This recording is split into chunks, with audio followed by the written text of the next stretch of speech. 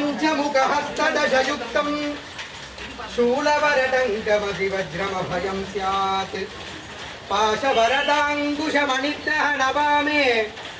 श्वेतकमलासन सदाशिवस्वरूपम् ओं शिवाय नमः ओं महेश्वराय नमः ओं शंभवे नमः ओं पिनाकिने नमः ओं शशिशेखराय नमः ओं वामदेवाय नमः ओं विरूपाक्षाय नमः ओं कपर्धिने नमः ओं कामारजे नमः ओं अंधकासुरसूदनाय नमः ओं गंगाधराय नमः ओं ललाटाक्षाय नमः ओं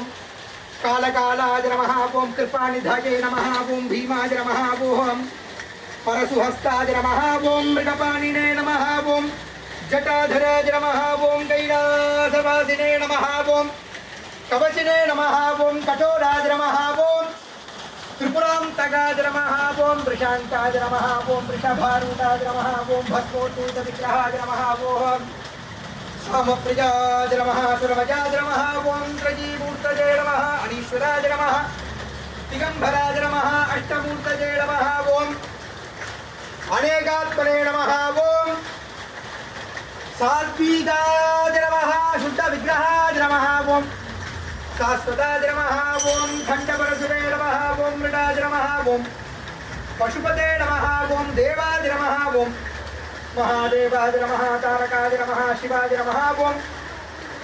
यथाशक्तिनामार्चनपूजां च पत्रपुष्पार्चनपूजां समर्पयामि ओं ऐं ह्रीं श्रीं गौर्जी नमः गणेशचण्डी नमः गिरिराजोद्भवाजी नमः गुहाम्बिकाजी नमः ओं जगन्मात्रे नमः गंगाधरकुटुम्बिन्जी नमः वीरभद्रप्रसवे नमः